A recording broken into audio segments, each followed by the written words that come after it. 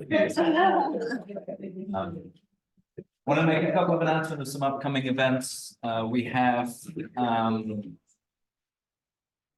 few things going on. Frank, do you want to talk about this concert series that's coming up appropriately? Sure. So just very quickly, a couple of months ago, a few of the neighbors, friends of ours, friends of mine, got together to talk about the folks who live in our area, who are accomplished musicians, who don't have a place to play locally. And so we identified a couple of different locations. One is the Nia Baptist Church across the street from our house. Oh, my God. Yeah, your church, Karen's church. Another venue will be Ebenezer Baptist Church in Orange, and also here, where we'll have a series of concerts from local folks. So The first series is all music by Nat King Cole, performed by Greg Buford. Greg Buford Trio. And we're also going to have Joshua Nelson will be here as well. Contacted Mike Rio? Sorry? Mike Rio? Have you contacted him? No. Maybe for a future. But that's another possibility. Greg Buford has been putting together the musicians for this. Okay. So we're looking forward to it. And it's a free concert.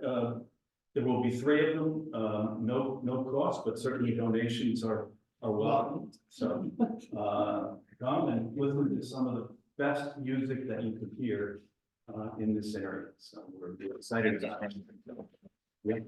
Molly, do you want to talk about Rich Up 20 real quick? Oh, sure. Yes.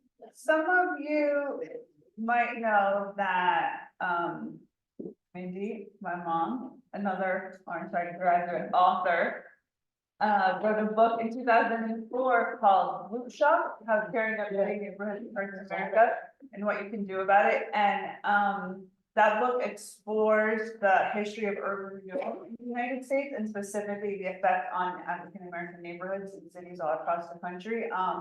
But we believe it also has profound lessons for us for facing all the problems that we're dealing with today in terms of how we deal with change and loss of community and rebuild community ties and those important concerns. So on June 8th here, we're having a big event to celebrate the 20th anniversary of the book, recognize the solemnity of the issues, but also just come together and think about what we do. And there'll be a concert on Main Street. We'll have some book readings, hopefully a little exhibit in Orange Public Libraries. So save the date, June 8th, Saturday.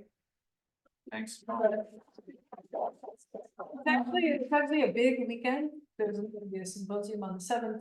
True. This party on the 8th, and Darcy Hall, our own Darcy Hall, is going to be Faith+Works on the 9th on all the public art in Orange.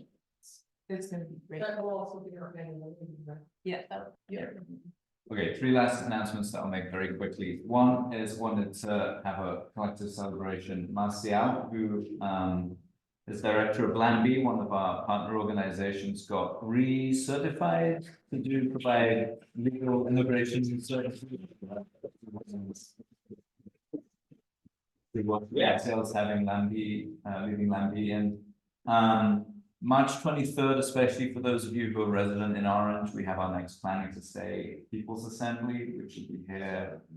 Please come and talk to, I guess today, me and Molly, if you want to hear more about that, and we can connect you to some other folks there. And then that's our next potluck is not this week, but next week, 20th. Wednesday, March 20th. It leads me to the closing words. Khemani mentioned it's the New Moon today marks the beginning of Ramadan, which is also a time of hopeful potential rebirth. So I wanted to close for the closing words today. I picked out a poem by one of my favorite poets, a guy called Kazim Ali.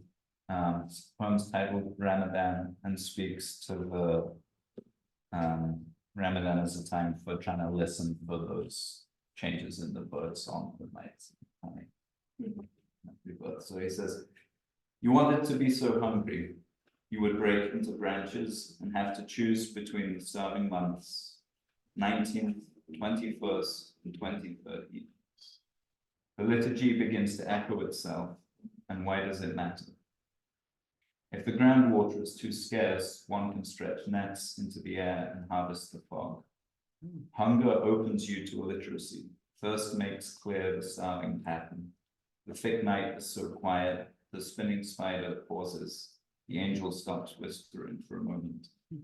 The secret night could already be over. You will have to listen very carefully.